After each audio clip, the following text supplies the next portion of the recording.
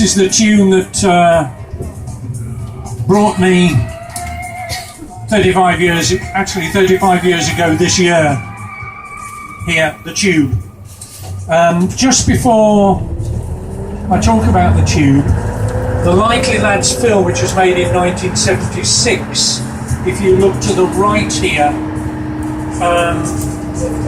in the early part of the film, Bob and Terry are playing a football match with some lads, and it's all originally shot on the right-hand side here. There are still some archways and places as evidence of the buildings. It's also where they pick up the dartboard from the demolished Fat Ox as well. That's the coming up now on the right, where the Hotel Divan is on the right.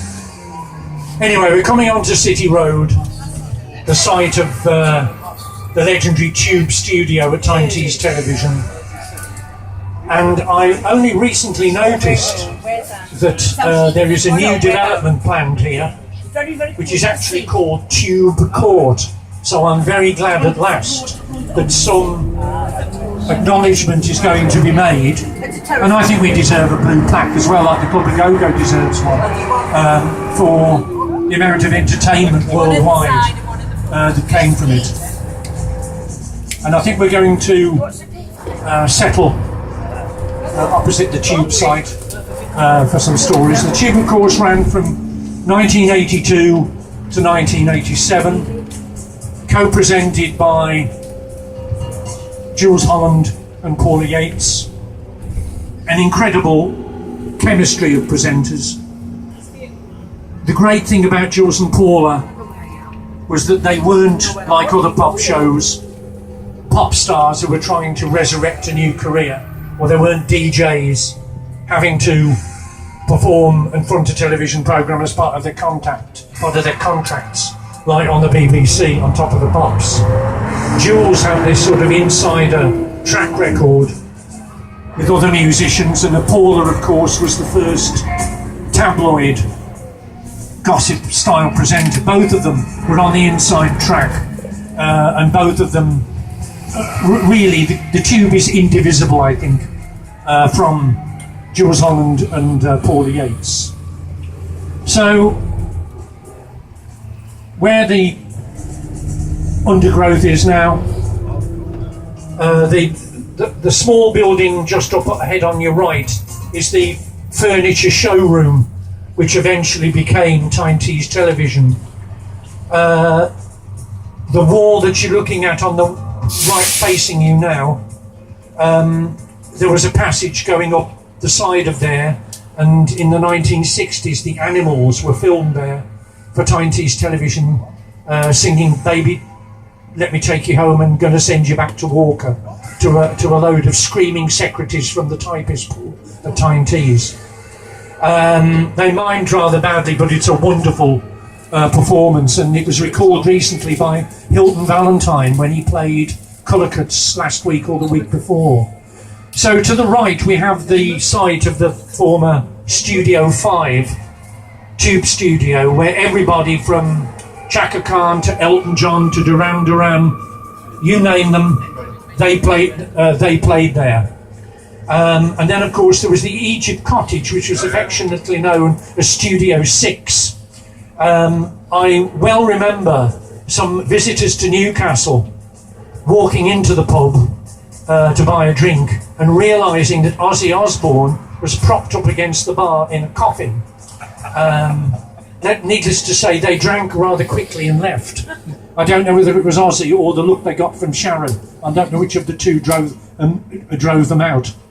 Then, of course, there was a pub opposite called the Rose and Crown, run by a legendary licensee called Jimmy Butterfield. Miles Davis, probably the world's greatest jazz trumpeter, after he'd been interviewed by Jules Holland, went in there with his manager, with his legendary golden trumpet strapped to his holdall. Jimmy Butterfield took one look at the trumpet and said, "You're not getting that thing out in here and playing that." Don't forget, this was the man who, when he died, had bollocks and flowers on the side of his coffin going down Dean Street. So that was Mr. Butterfield. But the Tube really, like all music programmes, was very much of its time. It was a reflection of its time. It was the time of MTV, the time of New Wave, the time of the promo video being very, very important, the time of Michael Jackson and Thriller. And a lot of London production companies and record companies were astounded that this company in the northeast of England should be given the prize of the flagship rock show for the new Channel 4. But what style, what incredible independent style they did it in. We nearly lost it twice because of certain profanities issued off air but were on air. But the show is an incredible achievement, and there's never been... People say to me today, oh, is the Tube coming back? Well, it couldn't come back because it's not the 80s, it's not the right time. And also, budget-wise, it could never be made. And the way that we consume music now and entertainment has completely and utterly changed. The Tube was the last appointment to view that people made sitting down 5:30 Friday night to watch the show. Now on board, we have a very special guest, the man who was the charge hand, the chief props charge hand for Tyne T's television, and a great friend of Jules Holland, Billy Clark. Now, Billy, give us one of your wonderful Tube stories, because they are legion. Thank you, Chris. Can you hear me? Yes. More important, can you see me? Chris has just mentioned about Ozzy Osbourne, and I did that show at the back of the Egypt cottage. I had to light all these candles, and we had a well with a coffin in, and I was putting dry ice in, and Ozzy Osbourne was blonde then, and he was fastening his cloak, and I'm lighting all these candles, and I could smell burning, and I realised my jean was on fire, and I was standing like Ozzy Osbourne looking at me like I couldn't say anything to him. He's a big lad. But anyway, the Tube was a fantastic thing for me. That was the happiest place I ever worked in my life. I was there about 23 years. And another thing with the Tube, Tyne sponsored a night race at the Newcastle races, and I had a sidecar because Jules was mad on motorbikes. I had a motorbike sidecar outside the studios, and we had 12 minutes to get from Tyne here to Gosforth Park. So they got a police patrol car, and I'm sitting in the sidecar. I was odd job. You know, when you pull I didn't say a word for 5.5 years. My wife was pleased, right? But anyway, I was sitting in the sidecar and the policeman got out of the car, and I thought, what's he out of the car for? And he came to me and he says, which is the way to Gosforth Park? And he had the big patrol car. I said, you're joking.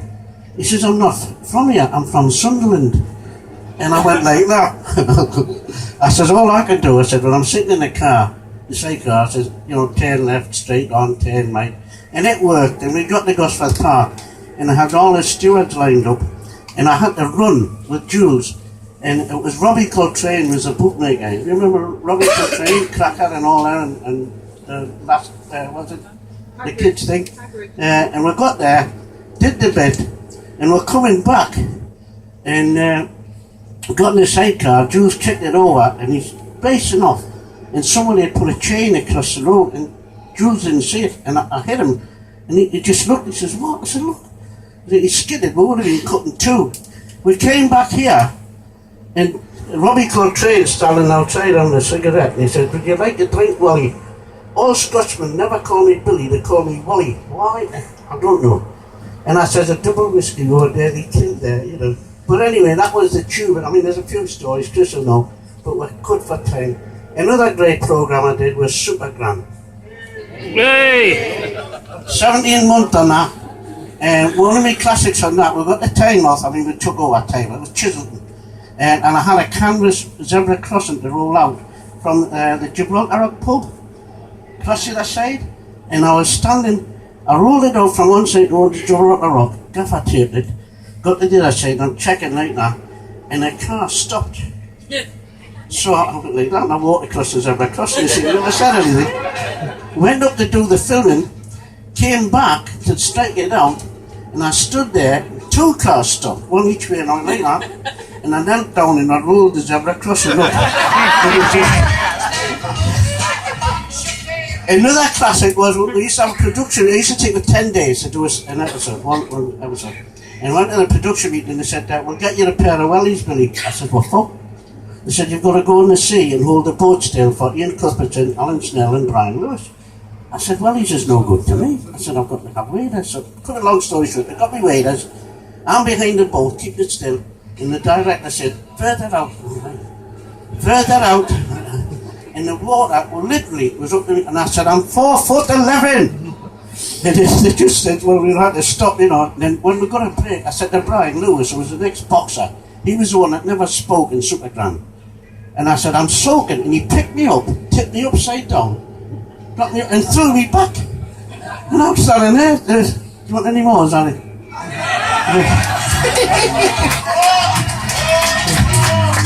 Another one we did in Tyne, there's a vet still there. And I had to hang a stuffed corgi on a bracket outside the vet.